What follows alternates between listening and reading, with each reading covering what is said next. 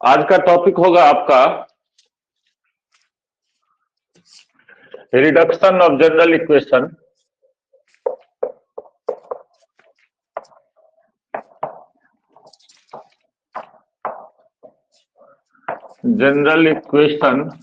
Of a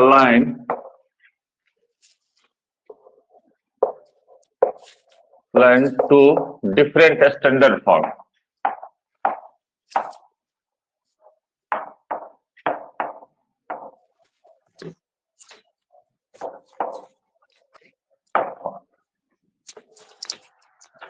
ये topic है आप लोगों का।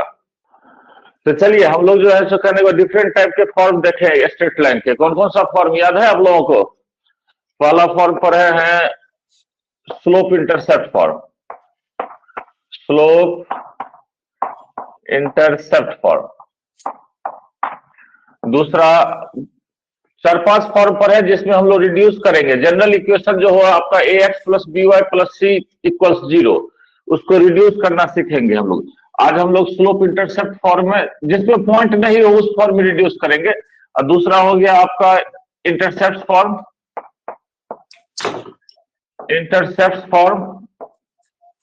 और तीसरा हो गया नॉर्मल फॉर्म।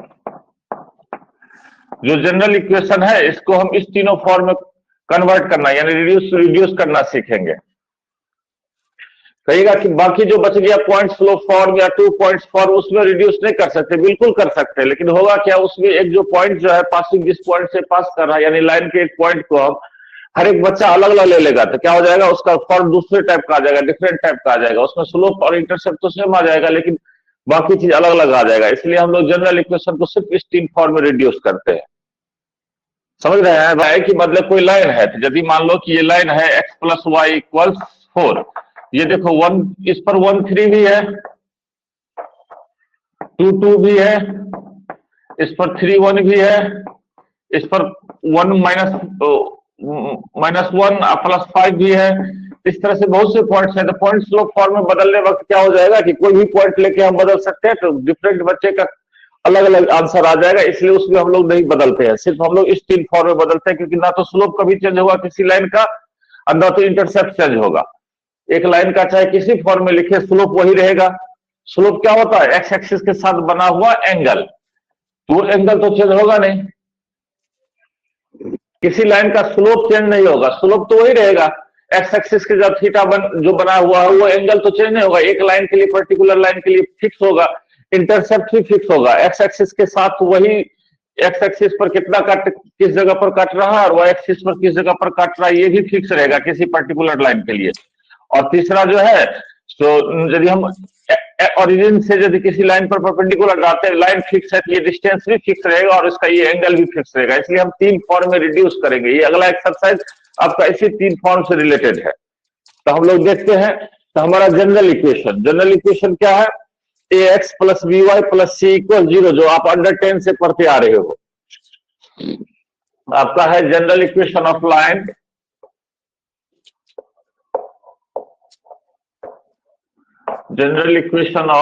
लाइन कितना क्या है? ax plus B Y plus C equal 0, जहां a एंड b साइमल्टेनियसली 0 नहीं होना चाहिए। a एंड b साइमल्टेनियसली 0 नहीं होना चाहिए। इस बात का याद रखिए। जनरल इक्वेशन है ax plus B Y plus C equal 0, जिसमें a एंड b साइमल्टेनियसली 0 नहीं होना चाहिए।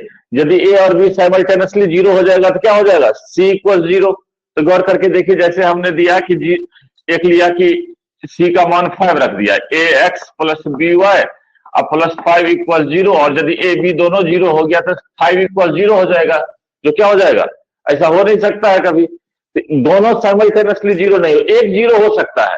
यदि दोनों में से कोई एक 0 है, गौर करके देखिए, ax plus B Y plus C equal 0 में दोनों में से कोई एक 0 है। यदि आपका a 0 हो जाता है तो लाइन क्या बन जाएगा? B Y plus C equal 0। This implies y equals minus C by B. ये हो गया आपका parallel to X axis. Line parallel to X axis का इक्वेशन क्या होता है? y equal to constant. यानी ये parallel to X axis horizontal line को रिप्रेजेंट करता है। समझ रहे हैं? यदि जनरल इक्वेशन में ए का वैल्यू 0 हो जाए, ये हॉरिजॉन्टल लाइन को रिप्रेजेंट करेगा।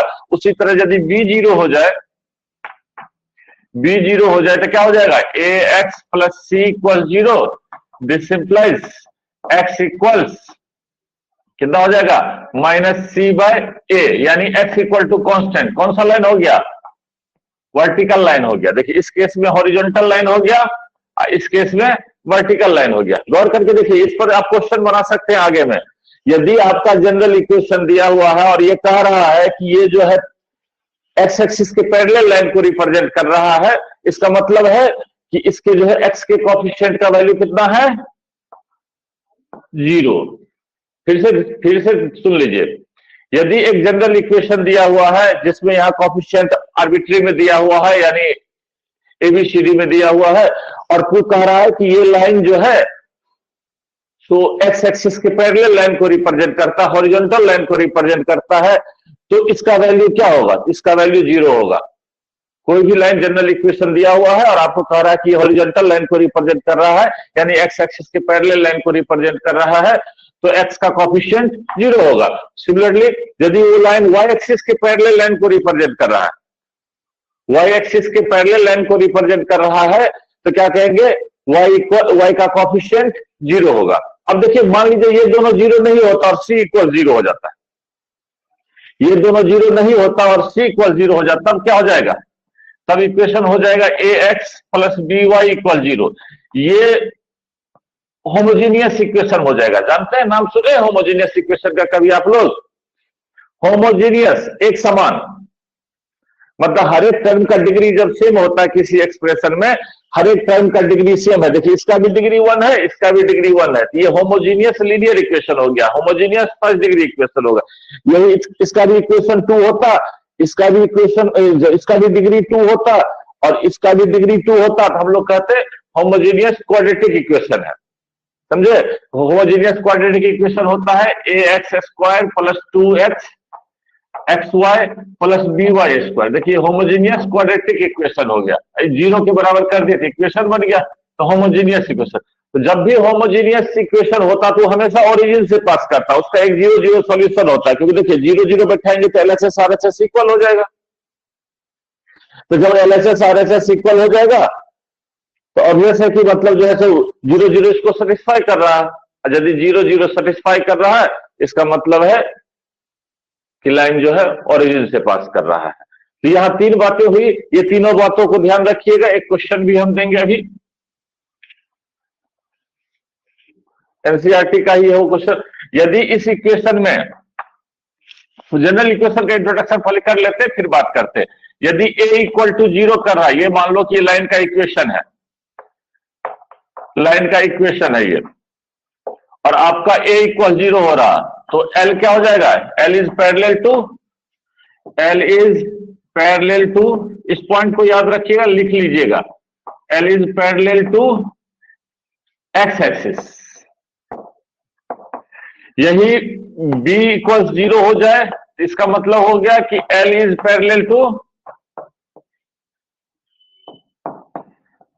टू वाई एक्सिस, और c इक्वल 0 हो गया था। बाकी देखिए, एक को 0 करे, बाकी नॉन जीरो रखना है। यदि हम a को 0 किया है तो बाकी 2 को नॉन जीरो रखे हैं, b को 0 किए हैं तो बाकी 2 को नॉन जीरो रखे हैं, और c इक्वल 0 होता है तो इसका मतलब है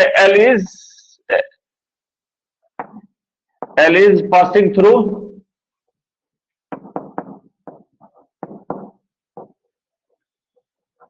थ्रू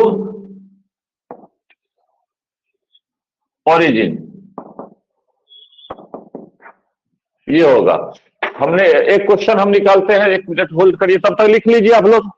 जो कंसेप्ट बताया उसी कंसेप्ट पर क्वेश्चन दिया हुआ, क्या दिया हुआ है, find the value of k for which the line k-3x -4 k square y plus k square -7k plus 6 equal 0 is, पहला parallel to x axis, parallel to y axis and passing through origin. 3 बातें। तो चलिए, अभी हमने क्या पढ़ा है, अभी हमने पढ़ा है कि ax प्लस b अभी हमने पढ़ा है A X plus B Y plus C equal 0। यदि पैरेलल टू एक्स एक्सिस होगा तो क्या होगा, ए का वैल्यू 0 होगा। ये नहीं पढ़ा है? अभी हमने यही पढ़ा है कि जब ये line parallel to X axis होगा तो क्या होगा, ए का मान 0 होगा। तो इसको पहला क्वेश्चन बनाने के लिए क्या करेंगे, कोएफिशिएंट ऑफ एक्स, यानी ए क्या है, coefficient of x, coefficient of x का मान क्या कर देंगे, 0 के बराबर कर देंगे। यानी इसमें पहला क्वेश्चन का आंसर क्या हो गया, k-3 equal 0। This implies k equals कितना, 3। पहला क्वेश्चन बन गया, यानी k का मान जब 3 होगा तो ये लाइन एक्स एक्सिस के पैरेलल होगा। चलिए दूसरा क्वेश्चन देखते हैं। कह रहा पैरेलल टू वाई एक्सिस, क्या हमने पढ़ा अभी, जब b का वैल्यू 0 हो जाएगा, जब वाई एक्सिस के पैरेलल होगा तो b का वैल्यू 0 हो जाएगा। तो चलिए दूसरा ए हो गया, b का आंसर ले लेते हैं। b का मान कितना है, यानी एक्स वाई के कोएफिशिएंट का क्या है, इतना, माइनस 0 करेंगे तो माइनस हट ही जाएगा, इसलिए इतना ही लीजिए। 4 माइनस के स्क्वायर इक्वल्स 0। दिस इंप्लाइज के इक्वल्स प्लस माइनस 2। क्या होगा, के स्क्वायर इक्वल्स 4, तो के बराबर प्लस माइनस 2। यानी के का मान या तो 2 होगा या माइनस 2 होगा। इस दोनों केस में जो है ये लाइन किसको रिप्रेजेंट करेगा, ये जो है वाई एक्सिस के पैरेलल लाइन को रिप्रेजेंट करेगा। अब तीसरा हो गया पासिंग थ्रू ओरिजिन। तीसरा हो गया हमारा पासिंग थ्रू ओरिजिन। तो ओरिजिन से पास करेगा तो उसके लिए क्या कंडीशन पड़ती है, होमोजीनियस होना चाहिए, यानी सी का वैल्यू 0 होना चाहिए, और सी का मान हमारा ये है के स्क्वायर माइनस 7 के प्लस 6। तो हमारे पास तीसरा सी का आंसर हो जाएगा। ओरिजिन से पास करेगा तो के स्क्वायर माइनस 7 के प्लस 6 इक्वल 0। तो इससे हम जो है इसको सिंप्लीफाई कर लेंगे, तो के स्क्वायर माइनस 6 के माइनस के प्लस 6 इक्वल 0। दिस इंप्लाइज के कॉमन ले लूं तो के माइनस 6 और माइनस 1 कॉमन ले लूं तो K minus 6 equal 0। This implies k minus 1 into K minus 6 equal 0। This implies k का वैल्यू कितना हो गया, 1 हो गया और 6 हो गया। तो यदि इस तरह के क्वेश्चन कहीं आते हैं कि एक जनरल इक्वेशन x का कोएफिशिएंट में कुछ आर्बिट्री डाल दे और नॉन क्वांटिटी डाल दे, y के कोएफिशिएंट में अननोन क्वांटिटी डाल दे और कांस्टेंट में अननोन क्वांटिटी डाल दे, इस तरह के क्वेश्चन पूछे तो कोई भी स्ट्रेट लाइन जनरल इक्वेशन दिया हुआ है और उससे पूछे कि आपको जो ये एक्स एक्सिस के पैरेलल है तो एक्स के कोएफिशिएंट को 0 के बराबर कर दीजिए, अननोन क्वांटिटी निकल जाएगा। वाई एक्सिस के पैरेलल है तो वाई के कोएफिशिएंट को 0 के बराबर कर दीजिए, तो वाई एक्सिस के पैरेलल हो जाएगा। ओरिजिन से पास करा तो कांस्टेंट टर्म को 0 कर दीजिए। ठीक है, क्लियर हो गया ये चीज, चर्चा था तो थोड़ा हमने कर लिया। अब हम लोग रिड्यूस करेंगे, यानी हमको कभी जरूरत पड़ जाएगा कि किसी लाइन का स्लोप कितना है और इंटरसेप्ट कितना है, या पूछ देगा कि ये लाइन जो है, ये एक लाइन है तो इसके जो है ओरिजिन से उस लाइन पर लेंथ ऑफ परपेंडिकुलर कितना होगा, तो ये सब निकालना होगा। तो रिडक्शन करेंगे, रिड्यूस करेंगे, रिड्यूस करके हम जो है सारा चीज निकाल लेंगे। तो सबसे पहले हम जनरल इक्वेशन को रिड्यूस कर रहे हैं स्लोप इंटरसेप्ट फॉर्म में। सबसे पहला रिडक्शन हम लोग पढ़ रहे हैं कौन सा, स्लोप इंटरसेप्ट फॉर्म में।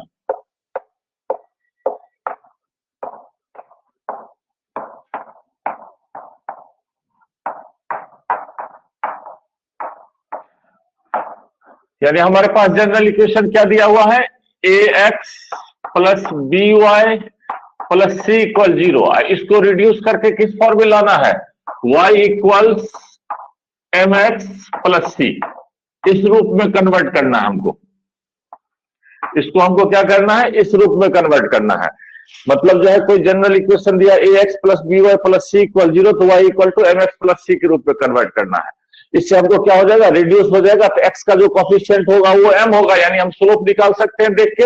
और y ये क्या है, c है y, याद करिए। आप लोग को यदि भूल गए हो तो इस तरह से होता है, ये लाइन यदि ये है तो ये हाइट जो होता है ओरिजिन से जहां y एक्सिस को काटता है y इंटरसेप्ट c होता है, और थीटा एंगल x एक्सिस को बना रहा था m बराबर tan थीटा होता है।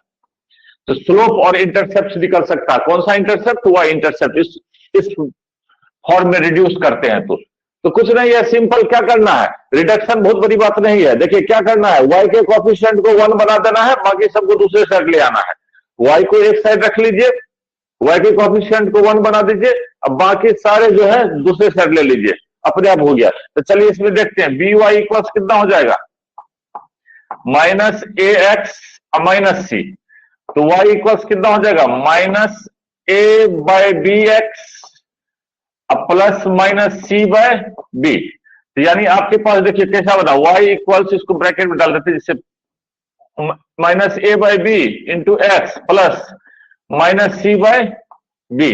गौर करिए ये जो फॉर्म हुआ तो किस फॉर्म है, गौर करके देखिए सेम टू सेम है, y अकेले x के साथ कुछ उसके कोएफिशिएंट और ये कांस्टेंट टर्म, तो यही हो गया आपका स्लोप इंटरसेप्ट फॉर्म, ये हो गया आपका स्लोप इंटरसेप्ट फॉर्म। तो स्लोप कितना होगा, तो यहां स्लोप क्या है, x का कोएफिशिएंट है, यहां स्लोप x का कोएफिशिएंट है, तो यहां भी स्लोप x का ही कोएफिशिएंट होगा माइनस ए बाई बी। यहां y इंटरसेप्ट कितना है c, यहां y इंटरसेप्ट ये होगा माइनस c बाई बी। तो बदल गया, कन्वर्ट हो गया। नोट भी करते चलेंगे आप लोग साथ साथ।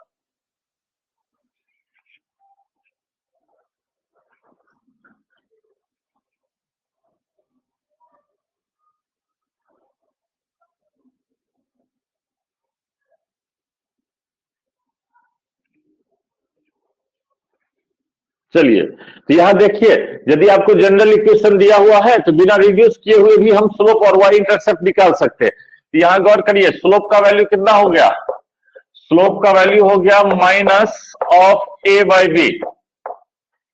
अब गौर करके देखिए जनरल इक्वेशन जो है आपका क्या है, A X plus B Y plus C equal 0, ये है आपका जनरल इक्वेशन। इसमें ए क्या है, ए है कोएफिशिएंट ऑफ एक्स, तो minus coefficient of X by coefficient of Y, यानी किसी भी लाइन का स्लोप निकालना हो तो minus of coefficient of X by coefficient of Y कर दीजिए, आपका स्लोप निकल गया। जैसे और वाई इंटरसेप्ट का वैल्यू देखिए, वाई इंटरसेप्ट कितना आया है, वाई इंटरसेप्ट कितना आया है, minus C by B, minus C by B, जिसको हम लिख लेते हैं सी क्या है, कांस्टेंट टर्म है, यानी माइनस ऑफ कांस्टेंट टर्म। ये फॉर्मूले हैं याद रखिएगा, constant term by coefficient of B,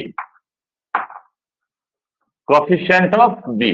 तो इसको ध्यान रखना है कि किसी भी लाइन दिया हो जनरल इक्वेशन तो हम रिड्यूस ना करना पड़ेगा, जी सिर्फ हमको इंटरसेप्ट चाहिए, वाई इंटरसेप्ट चाहिए तो रिडक्शन के प्रोसेस में ना जाके डायरेक्ट इस फॉर्मूला से निकाल सकते हैं। स्लोप चाहिए तो हमको रिडक्शन के फॉर्म में ना जाके, प्रोसेस में ना जाके डायरेक्ट हम इस तरह से निकाल सकते हैं।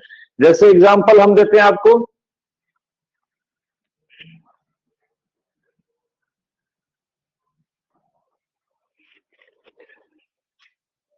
To x plus 3y equals 12 दिया हुआ है। गौर करिए ये एक लाइन दिया हुआ है, 2x प्लस 3y इक्वल 12, एक साइड ले आते हैं सबको, 2x plus 3y minus 12 equals 0।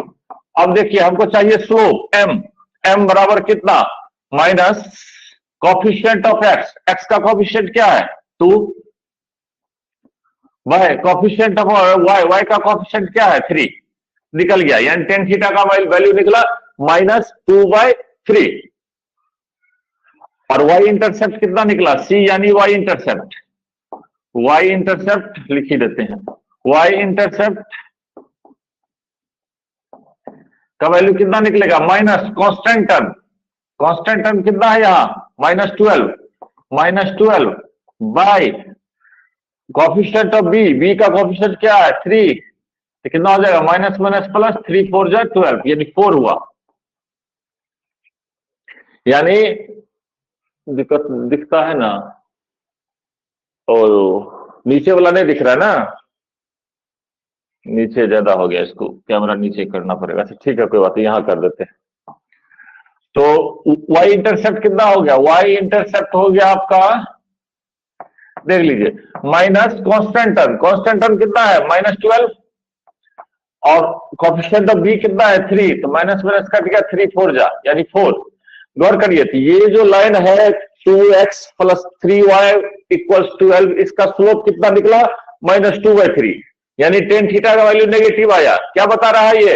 X axis के साथ ऑब्ट्यूस एंगल बना रहा है। इतना तो समझ में आ गया, ये एक्स एक्सिस के साथ ऑब्ट्यूस एंगल बना रहा, और जो एंगल बना रहा उसके टेन थीटा का मान यानी टेंजेंट का मान -2/3 है। और y पर कहा, y का वैल्यू, y इंटरसेप्ट कितना हुआ 4 हुआ, यानी y एक्सिस को ओरिजिन से ऊपर काटना। एक रफली स्केचिंग हम कर सकते हैं। कैसे रफली स्केचिंग कर सकते हैं? चलिए, तो सबसे पहले गौर करके देखिए, हमने बताया था जब स्लोप का वैल्यू पॉजिटिव होगा यानी एंगल का वैल्यू 0 से 90 के बीच होगा तो लाइन इधर झुका होगा, और स्लोप का वैल्यू नेगेटिव होगा यानी 90 से 180 के बीच होगा तो क्या होगा? इधर झुका होगा। तो सबसे बड़ी बात है कि यहां किसके बीच में है? 90 से 180 के बीच में। देख लीजिए, टेन थीटा का मान नेगेटिव हो रहा था, फर्स्ट क्वाड्रेंट का एंगल तो होगा नहीं, सेकंड क्वाड्रेंट का एंगल होगा। तो टेन थीटा का वैल्यू नेगेटिव हो रहा तो किधर झुकेगा? या ऐसे झुकेगा, चाहे इधर जाए चाहे इधर जाए, कहीं भी होगा तो ऐसे झुका होगा, ऐसे झुका होगा। एक्स एक्सिस है तो ऐसे झुका होगा। और वही पर 4 पर काट रहा है, तो 4 पर यदि काट रहा है 1 2 3 4 यहां काटा तो ऐसे तो हो नहीं सकता, क्योंकि ऐसे झुकेगा मान लीजिए तो क्या बन जाएगा? एक्यूट एंगल बन जाएगा, और टेन थीटा का मान पॉजिटिव हो जाएगा। कैसे झुकेगा? इधर झुकेगा। यानी रफली हम इस तरह से स्केचिंग कर सकते हैं, यानी इस लाइन का रफली ग्राफ हम ये बना सकते हैं। ये बन गया हमारा ग्राफ, समझे? 2x प्लस 3y इक्वल 12 का रफली हम इस तरह से ग्राफ बना सकते हैं। मतलब मान लीजिए कि डेटा वोटा नहीं लेना हो, एक रफली स्केचिंग करना हो तो बड़ी आराम से हम बना सकते हैं। कैसे बना सकते हैं? इससे पता चल गया, स्लोप इंटरसेप्ट फॉर्म में रिड्यूस कर दिया हमने। अभी रिड्यूस नहीं किया, सिर्फ निकाल लिया। रिड्यूस करना भी सिखाते हैं, तो रिड्यूस नहीं किया, सिर्फ निकाल लिया। क्या निकाल लिया? ये स्लोप निकाल लिया। स्लोप का वैल्यू नेगेटिव आया, मतलब 90 से 180 के बीच का एंगल एक्स एक्सिस के साथ बन रहा है। और दूसरा हमने क्या किया कि वाई इंटरसेप्ट ले लिया, तो वाई इंटरसेप्ट देखा कि पॉजिटिव हो रहा है, यानी ओरिजिन से ऊपर काट रहा है और एक्स एक्सिस के साथ ऑब्ट्यूस एंगल बना रहा है। तो आप किसी भी पोजीशन में घुमाओगे तो ऐसे तो नहीं घुमा सकते, ऐसे ही रखना होगा। ये देखो, 90 से ज्यादा एंगल बनाना होगा तो इसी साइड जाएगा, इस साइड जब भी आएगा तो 90 से कम एंगल बन जाएगा। तो इस तरह से बन गया हमारा। तो इस तरह से हम क्या कर सकते हैं, किसी लाइन का इक्वेशन देख के हम उसका स्लोप निकाल सकते हैं, यानी वो एक्स एक्सिस के साथ जो एंगल बना रहा है उस एंगल का टेन थीटा का वैल्यू क्या होगा, यानी टेंजेंट का वैल्यू क्या होगा, यदि थीटा एंगल बना रहा तो टेन थीटा का मान क्या होगा, हम इक्वेशन देख के निकाल सकते हैं। ठीक है, पहला। दूसरा, वाई एक्सिस पर कहां काटेगा ये भी देख के निकाल सकते हैं। तो चलिए इसको रिड्यूस करके देखते हैं, रिडक्शन में लाते हैं। तो रिडक्शन करने में कुछ नहीं है, सिंपल है कि वही काम करना। वाई को एक साइड रखिए, इसको ले लेते हैं ऊपर। कितना हो गया? 2x plus 3y equal 12। इसमें हमको c को इधर करने की जरूरत नहीं है, क्योंकि हमको इधर सिर्फ y रखना है। तो 3y इक्वल कितना हो गया? -2x plus 12। तो y इक्वल कितना हो गया? -2/3 इंटू एक्स अब प्लस 12/3 इक्वल कितना हो गया? -2/3x अब प्लस 4। तो गौर करिए, y इक्वल्स बन गया हमारा -2/3x अब प्लस 4। ये जो निकला है हमारा, यही है हमारा क्या? Slope intercept form. ये हो गया slope intercept form.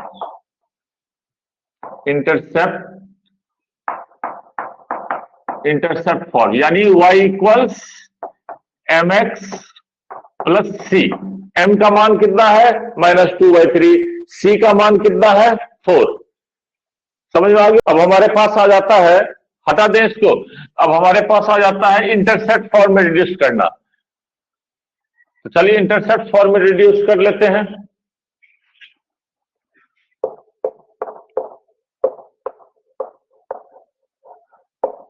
Intercept form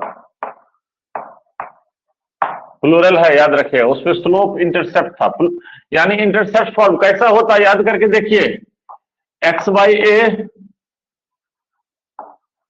plus y/b equals 1, यही होता है ना? याद है आप लोगों को ना? ये है इंटरसेप्ट फॉर्म।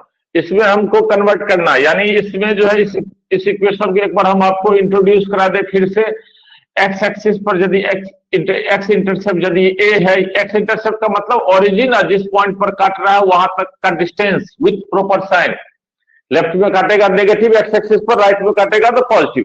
मान लो कि ये इधर काट रहा तात्कालिक या इधर ही काट रहा, किधर भी काट रहा, ए है, न्यूमेरिकल वैल्यू ए है, मैग्नीट्यूड ए है, इधर है तो पॉजिटिव, इधर है तो नेगेटिव, और इधर काट रहा है ये, यदि ये बी है, यहां से यहां तक का डिस्टेंस बी है, तो इक्वेशन क्या होता है, X by A plus Y by B equals 1।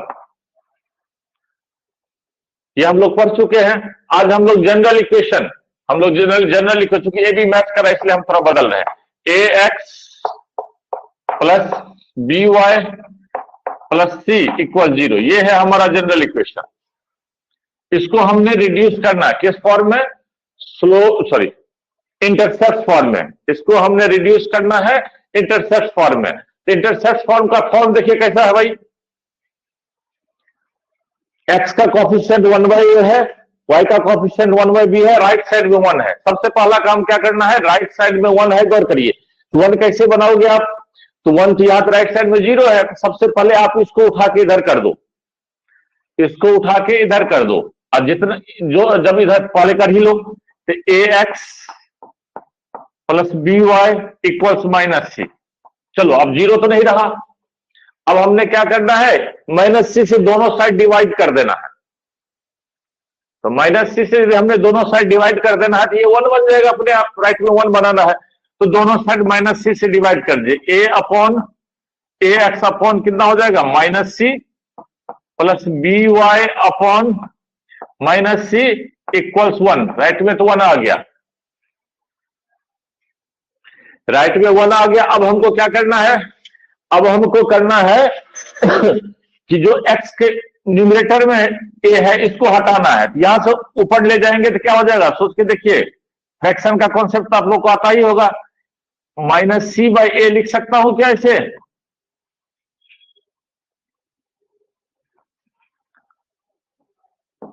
और y by minus C upon B, क्या इसको ऐसा लिख सकता हूं।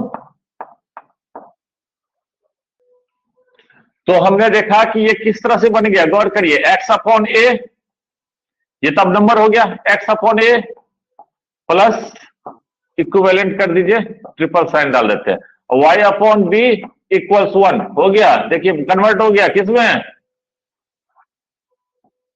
इंटरसेप्ट फॉर्म में।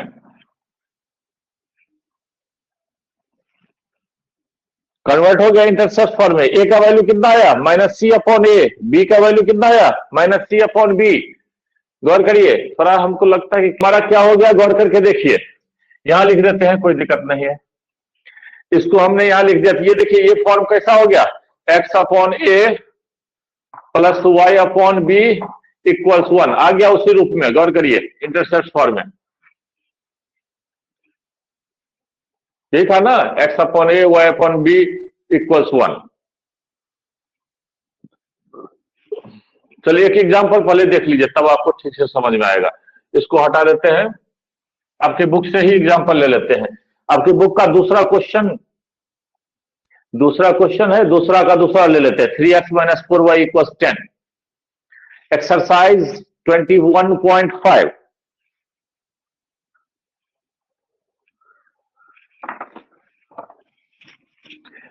तो देखिए इसको रिड्यूस करना, क्या बोला था मैंने कि राइट साइड में जो कांस्टेंट टर्म होगा उसको ले आना। तो राइट साइड में ऑलरेडी दिया ही हुआ है, तो सिर्फ कांस्टेंट से डिवाइड कर दीजिए।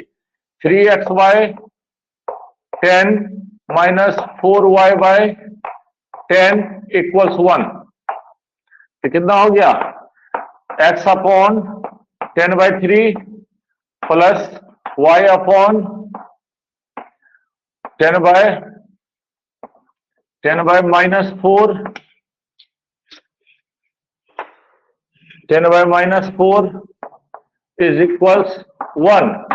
दिस इंप्लाइज x अपॉन 10/3 अब plus y upon minus 5/2 equals 1। देखिए कन्वर्ट हो गया। किस फॉर्म में आ गया? Slope, sorry point intercept form में आ गया। ये किसके इक्विवेलेंट हो गया? इक्विवेलेंट हो गया हमारा X by A plus Y by B equals 1। गौर करके देखिए, यहां ए का वैल्यू कितना आया? 10/3। अब बी का वैल्यू कितना आया? -5/2। हमने इसको रिड्यूस कर दिया किस फॉर्म में? इंटरसेप्ट फॉर्म में। और एक्स इंटरसेप्ट का वैल्यू आया 10/3 और वाई इंटरसेप्ट का वैल्यू आया -5/2। आप चाहो इसका आप ग्राफ रफली कैसे खींचोगे? देखो, रफली ग्राफ खींच रहे हैं। एक्स इंटरसेप्ट क्या है?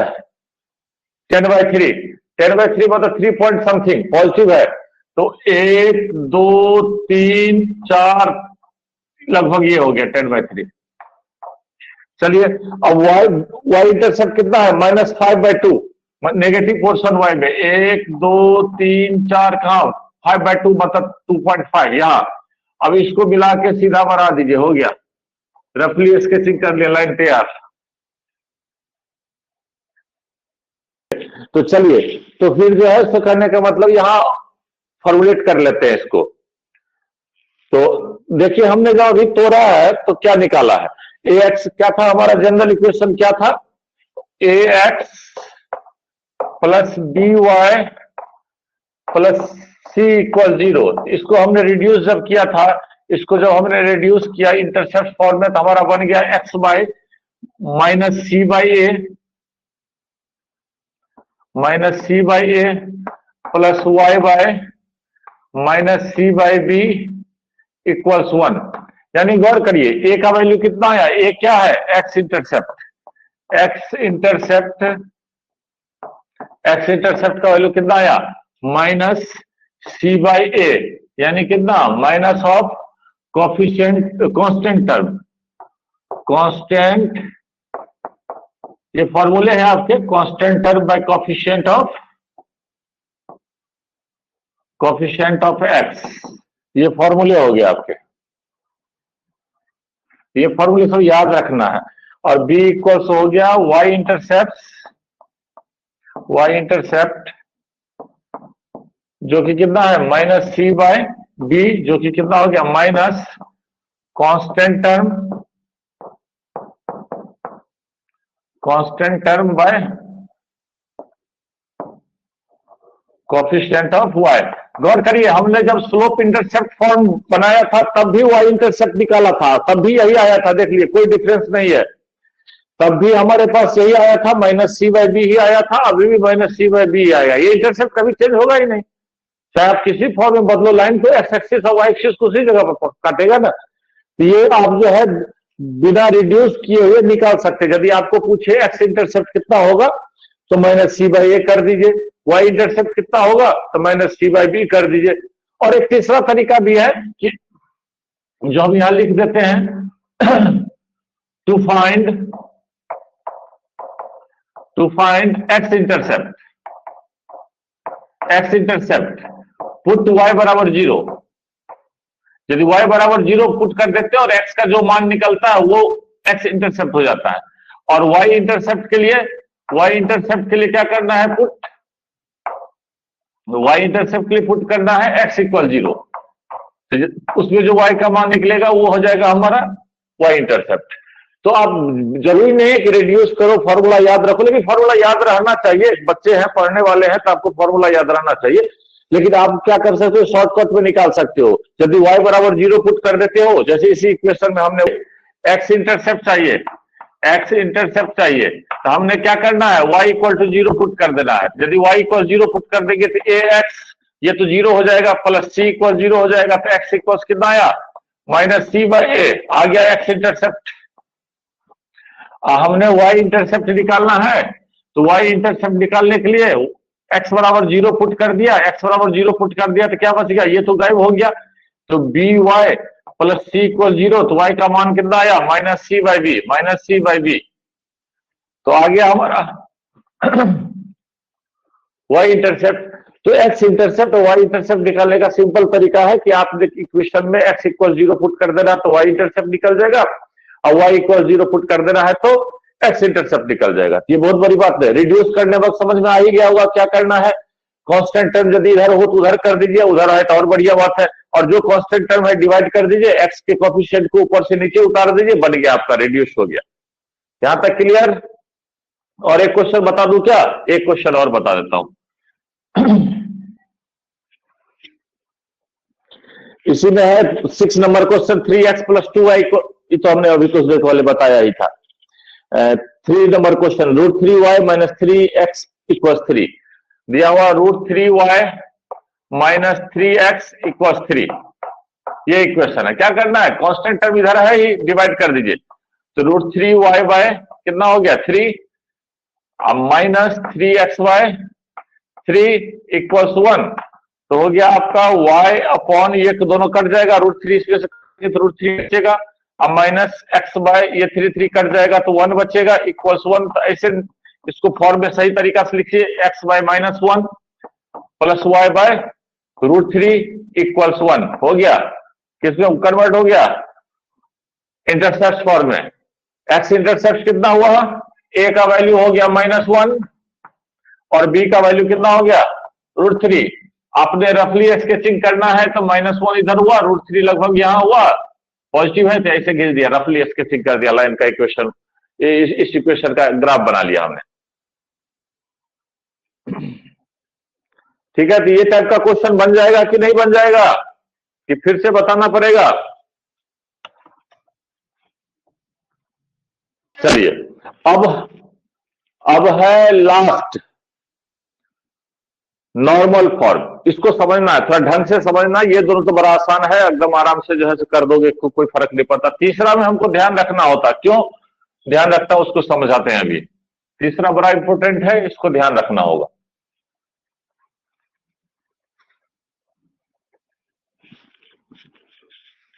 तीसरा फॉर्म है नॉर्मल फॉर्म। इसको बदलने में हमको थोड़ा ध्यान रखना होगा। किस चीज का ध्यान रखना होगा? तो सबसे पहले नॉर्मल फॉर्म को समझ लेते हैं फिर से एक बार। नॉर्मल फॉर्म कैसा होता है? x cos alpha plus y sin alpha equals p, ये फॉर्म है नॉर्मल फॉर्म। अब यहां ध्यान देने वाली बात क्या है? अल्फा एक एंगल है, कौन सा एंगल है? यहां मैं ग्राफ बना देता हूं। ये जो यहां से परपेंडिकुलर डालते हैं इसका लेंथ है p, और ये जो परपेंडिकुलर एक्स एक्सिस के साथ एंगल बना रहा है ये एंगल अल्फा है। तो सबसे पहली बात ये है कि ये p क्या है? p लेंथ है। p क्या है? Length of perpendicular. तो लेंथ कभी भी नेगेटिव नहीं हो सकता, लेंथ कभी भी नेगेटिव नहीं हो सकता। इसलिए सबसे पहला पॉइंट ध्यान रखिए कि लेंथ क्या होना चाहिए? पॉजिटिव होना चाहिए। तो सबसे बड़ी बात है कि जीरो भी हो सकता है, ओरिजिन से पास करके जीरो हो जाएगा, लेकिन नेगेटिव नहीं हो सकता। तो सबसे पहला पॉइंट यहां ध्यान रखना है कि p > 0 होगा। जीरो कब होगा? जब ओरिजिन से पास करेगा, बाकी केस भी नेगेटिव होगा, चाहे लाइन किधर भी हो, क्योंकि लेंथ है। पहला पॉइंट ये हो गया। दूसरा पॉइंट गौर करिए, x का जो कोफिशिएंट है cos अल्फा है और y का कोफिशिएंट sin अल्फा है। यानी कोफिशिएंट ऑफ x और coefficient of y, sin alpha और cos अल्फा, चाहे एंगल कितना भी बड़ा हो, 1 करोड़ डिग्री का क्यों ना हो, 1 मिलियन बिलियन ट्रिलियन डिग्री का क्यों ना हो, sin का वैल्यू -1 और 1 के बीच ही होगा। sin का वैल्यू 1 से बड़ा नहीं हो सकता है, cos का भी। sin और cos का वैल्यू 1 से बड़ा नहीं हो सकता और -1 से छोटा नहीं हो सकता। तो ऑब्वियस है कि यहां जो है कोफिशिएंट क्या है? cos alpha sin alpha. तो ये -1 से cos अल्फा का वैल्यू, और sin अल्फा भी यही लिख देता हूं, sin अल्फा का वैल्यू -1 से 1 के बीच में होगा। तो हमको रिड्यूस करना, इस तरीके से रिड्यूस करना है कि x का कोफिशिएंट -1 से 1 के बीच में हो, और यदि दूसरा y का कोफिशिएंट भी -1 से 1 के बीच में हो। तीसरा ध्यान देने वाली बात यह है कि देखिए, ये दोनों का स्क्वायर का सम क्या होता है? 1। sin square alpha plus cos square alpha equals 1। यानी हमको x का कोफिशिएंट और y का कोफिशिएंट ऐसा होना चाहिए कि जिससे दोनों का स्क्वायर करने पर यदि ऐड करें तो क्या हो जाना चाहिए? 1। फिर से समझ लीजिए, हमको x का कोफिशिएंट और y का कोफिशिएंट क्या होना चाहिए? -1 से 1 के बीच का कोई नंबर होना चाहिए। दूसरा क्या है? तभी वो sin अल्फा cos अल्फा का फॉर्म पकड़ पाएगा। दूसरा पॉइंट ये है कि दोनों के स्क्वायर का सम 1 के बराबर होना चाहिए। न 1, क्योंकि ये आइडेंटिटी है, तो 1 के बराबर होना चाहिए। और P का वैल्यू हमेशा पॉजिटिव होना चाहिए। ये पॉइंट को हमको ध्यान रखना है। यदि हम इस तीनों पॉइंट को ध्यान रखते हैं, पहला P पॉजिटिव होना चाहिए, P कभी भी नेगेटिव नहीं हो सकता, 0 हो जाए ओरिजिन से पास करेगा तो अलग बात है, यानी नॉन नेगेटिव होना चाहिए, पहला पॉइंट। दूसरा पॉइंट x का कोफिशिएंट और y का कोफिशिएंट -1 से 1 के बीच होना चाहिए। और तीसरा पॉइंट दोनों के स्क्वायर का सम 1 के बराबर होना चाहिए। ये 3 पॉइंट को यदि आप ध्यान रखते हैं तो बड़े आराम से रिड्यूस कर सकते हैं। चलिए दिखाते हैं कैसे रिड्यूस करेंगे। के पास क्या है, लाइन बना लेते हैं। General equation ax plus by plus c equal 0।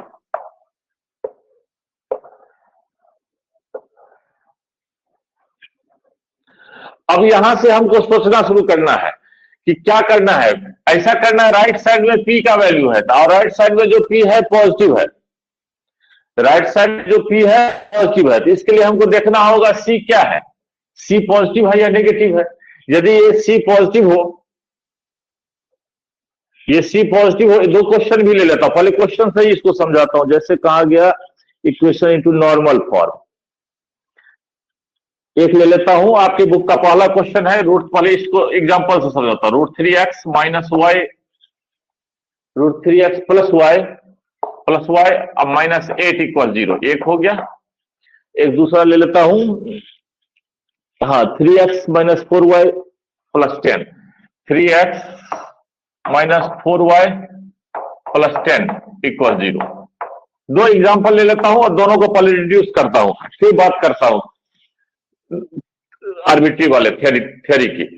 अब गौर करो, आपने ये यहां क्या देख रहा है, देखा कि C का वैल्यू क्या है, यहां नेगेटिव है और यहां C का वैल्यू पॉजिटिव है। दो केसेस है, जब C का वैल्यू नेगेटिव है उस साइड जाके पॉजिटिव हो जाएगा, जबकि यहां पॉजिटिव है तो उस साइड जाके नेगेटिव होगा। लेकिन हमको दूसरे साइड जो कांस्टेंट टर्म है उसको नेगेटिव नहीं रखना है, तो क्या करना है, इधर वाले को, ये जो नेगेटिव है इसलिए उधर लेके चले जाएंगे, पॉजिटिव हो जाएगा तो क्या करेंगे, इस कांस्टेंट को उठा के उधर कर देंगे। तो √3x प्लस वाई इक्वल्स 8, देखिए पॉजिटिव हो गया। अब इधर क्या करना है, इधर हम 10 को उधर ले जाते हैं तो क्या हो जाएगा, सोच के देखिए, -10 हो जाएगा, नेगेटिव हो जाएगा, लेंथ नेगेटिव आ जाएगा, तो फिर हमारा कॉन्सेप्ट गलत, ये लेंथ को नेगेटिव दे देंगे तो मैथमेटिकली हम गलत काम करेंगे। तो हमने इसको नहीं ले जाना, बाकी सबको दूसरे साइड ले आना है, यानी -3x प्लस 4y इक्वल 10। गौर करिए, हमने इसको यही रखा, इसी को दूसरे साइड कर दिया। हाँ, अलग बात है कि लेफ्ट में लिखा, समझ लीजिए क्या करा हमने। यदि यहां ये नेगेटिव था तो इसको उठा के इधर कर दिया, और यहां ये पॉजिटिव था तो बाकी दूसरे पोर्शन को उठा के दूसरे साइड कर दिया, लेकिन उसको डिस्टर्ब नहीं किया। अब हमारे राइट साइड में पॉजिटिव टर्म है, लेफ्ट साइड में जो भी है उससे हमको कोई लेना देना नहीं है, ठीक है। चलिए, तो ये एक चीज तो हमने कर लिया। अब हमको क्या करना है, एक्स वाई के कोएफिशिएंट को ऐसे बनाना है कि वो -1 से 1 के बीच हो और दोनों के स्क्वायर का सम क्या होना चाहिए, 1। फिर से ध्यान रखिए, हमको एक्स वाई के कोएफिशिएंट को ऐसे बनाना है कि -1 और 1 के बीच हो और दोनों के स्क्वायर का सम 1 के बराबर हो। तो हम जब ट्रिगोनोमेट्री पढ़ा रहे थे, जो बच्चे नहीं पढ़े हैं उनको फिर से बताएंगे, तो ट्रिगोनोमेट्री पढ़ा रहे थे तो हमने देखा था किसी भी दो नंबर दिया हुआ ए बी, इस दोनों को यदि ए और बी दिया है तो दोनों के स्क्वायर के सम का स्क्वायर रूट कर दो, यानी ए स्क्वायर प्लस बी स्क्वायर से डिवाइड कर दो, तो देख लो ऐसे नंबर बन जाते हैं जो -1 से 1 के बीच में हो जाते हैं और दोनों के स्क्वायर का सम 1 हो जाता है।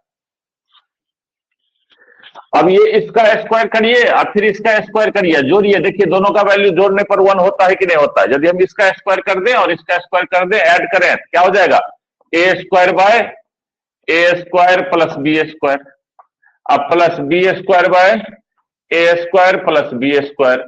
अब हमने इसको जोड़ा तो क्या हो गया, LCM A square plus B square. अब इसको ऊपर भी आ जाएगा A square plus B square, तो कट के कितना हो गया, 1। यानी इसको जोड़ने पर ये ऐसा कॉन्वेक्स बन जाता है, ऐसा पॉइंट बन जाता है, ऐसा पेयर बन जाता है जो यूनिट सर्कल को सेटिस्फाई करता है, यानी एक साइन का और एक कॉस का मान हो सकता है, क्योंकि दोनों के स्क्वायर का सम 1 होता है। इसी कॉन्सेप्ट का हम यूज करेंगे।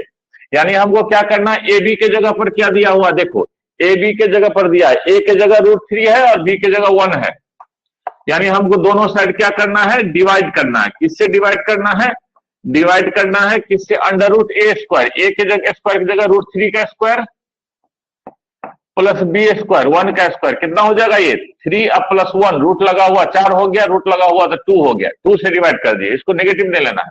2 से डिवाइड कर दीजिए, तो कितना होगा √3/2 into X plus 1/2 into Y equals 8/2।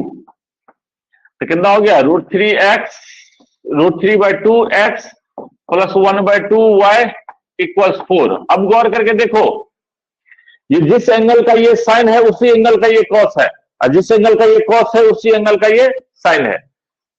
ये x के कोएफिशिएंट को कॉस लेते हैं, यदि हम इसको कॉस अल्फा मान लें तो किसका कॉस अल्फा, तो कॉस कितना डिग्री का वैल्यू √3/2 होता है, आपको याद होगा 30 डिग्री का। √3/2 cos 30 का वैल्यू होता है, तो इसको हम लिख सकते हैं x cos 30 यानी π/6। यहां दिखेगा नहीं इसलिए हम ऊपर लिख रहे हैं, ये हो गया x cos π/6, π/6 में 30 डिग्री। अब प्लस देखो, यदि cos 30 का वैल्यू है तो ये sin 30 का वैल्यू है, sin 30 का वैल्यू 1/2 होता है ना, तो कितना हो गया y sin 30 π/6 बराबर कितना हो गया p का मान कितना है 4। तो गौर करो, यहां अल्फा का वैल्यू कितना हो गया π/6 और p का मान कितना हो गया 4, रिड्यूस हो गया। अल्फा का मान π/6 और p का मान 4। करना कुछ नहीं है, मतलब जो कांस्टेंट टर्म है उसको राइट में ले जाना है, पॉजिटिव बनाना है, चाहे उसको ले जाने पर हो चाहे बाकी सबको ले जाने पर हो। उसके बाद हमको x के कोएफिशिएंट और y के कोएफिशिएंट के स्क्वायर के सम का स्क्वायर रूट करके उससे डिवाइड कर देना है। उसका जो रिजल्ट आएगा x का कोएफिशिएंट cos अल्फा होगा, y का कोएफिशिएंट sin अल्फा होगा। काम इतना ही करना, रिड्यूस हो गया। x का जो कोएफिशिएंट होगा cos अल्फा का मान होगा, y का जो कोएफिशिएंट होगा sin अल्फा का मान होगा। चलिए तो फिर देख लेते हैं इस क्वेश्चन में, इसको हटा दे रहे हैं।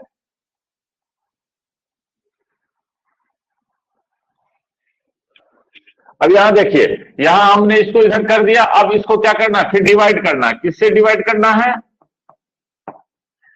डिवाइड करना है √-3 का स्क्वायर कितना हो जाएगा 9 प्लस 4 का स्क्वायर 16 कितना हो गया 5 से डिवाइड करना है, तो कितना हो जाएगा -3/5 plus 5 into X plus 4/5 into Y equals 10/5।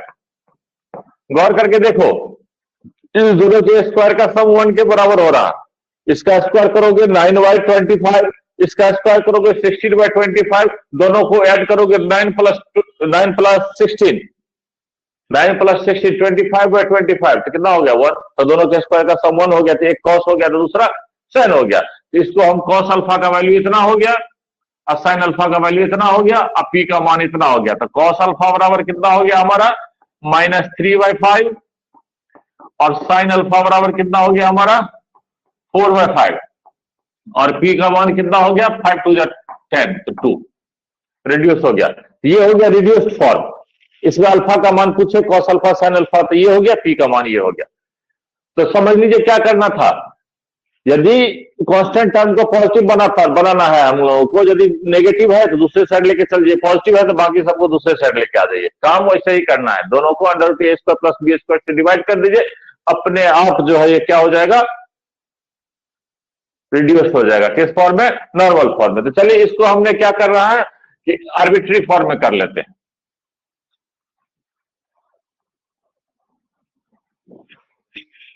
तो हम दो केस लेके चलेंगे, एक c 0 लेके चलेंगे और दूसरा केस c 0 लेके चलेंगे।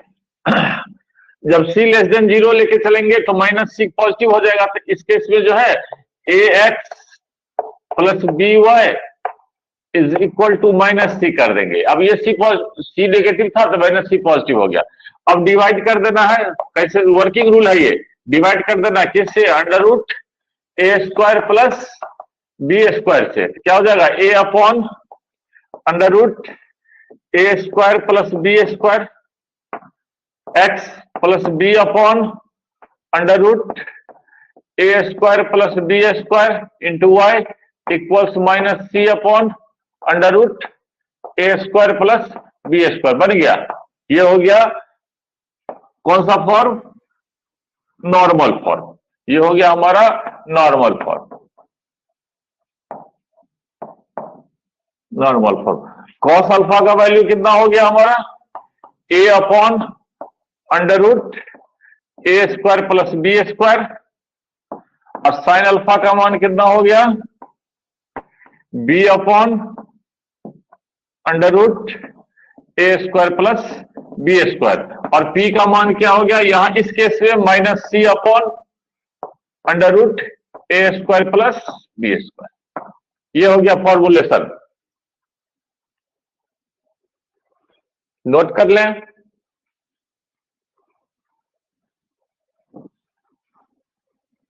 चलो दूसरा केस में देखते हैं। इस केस में जो है A X plus B Y plus C equal 0, चूंकि सी पॉजिटिव है तो सी पॉजिटिव है तो क्या हो जाएगा, गौर करके देखिए, इधर इसको उधर ले जाएंगे नेगेटिव हो जाएगा, इसलिए इसको छोड़ देते हैं, इसी सबको दूसरे साइड कर लेते हैं। तो ये हो जाएगा दूसरे साइड आने पर minus A X minus B Y equal C. अब हमको डिवाइड कर देना है, किससे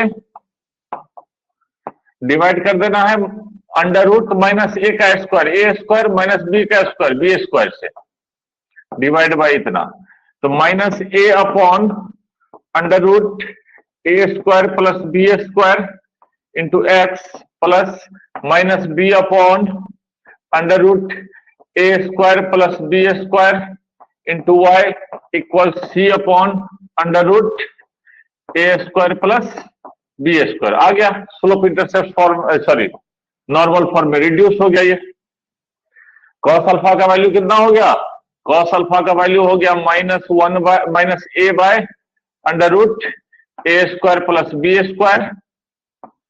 कॉस बीटा साइन अल्फा का मान कितना हो गया, साइन अल्फा का मान हो गया हमारा minus B by under root A square plus B square, and P का मान यानी लेंथ ऑफ परपेंडिकुलर का हो गया C by under root A square plus B square. ये हो गया है। तो cos alpha sine alpha reduce करके निकालेंगे, लेकिन यदि सिर्फ लेंथ ऑफ परपेंडिकुलर निकालना पड़े तो length of perpendicular from origin, हालांकि हम लोग फॉर्मूला भी आगे पढ़ने वाले हैं, sorry length of perpendicular normal भी लिखा होगा, परपेंडिकुलर फ्रॉम ओरिजिन। यदि आपको कुछ नहीं देखना है, यदि सिर्फ ये पूछे तो चाहे नेगेटिव हो पॉजिटिव हो, mod of C by under root A square plus B square कर दो, हो गया, कुछ हो रहेगा अपने आप यही आएगा। ठीक है,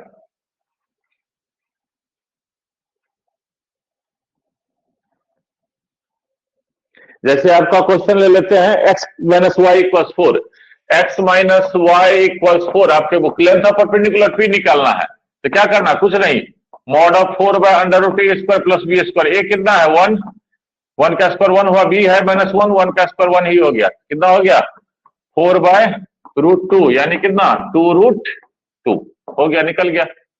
सिर्फ लेंथ ऑफ परपेंडिकुलर निकालना है तो direct mod of C by under root A square plus B square कर दीजिए, सी पॉजिटिव हो नेगेटिव हो सारा खत्म हो जाएगा, पॉजिटिव ही बन जाएगा। ठीक है, तो यहां आके ये टॉपिक खत्म होता है आपका। तो आप लोग के पास जो है इसमें जो है पहला में 6 क्वेश्चन, दूसरा में भी 6 क्वेश्चन, तीसरा में 9 क्वेश्चन, और चौथा पांचवा छठा जो है एक वर्ड प्रॉब्लम है नॉर्मली इसी से रिलेटेड। तो आप लोग को क्या करना है, ये एक्सरसाइज बना के आने हैं, ये एक्सरसाइज बना के मंडे को खत्म करके आने हैं। समझ में आ गया?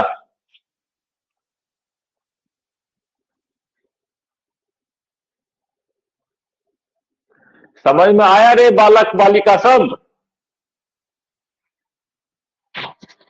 Yes sir. बना लेंगे पूरा एक्सरसाइज।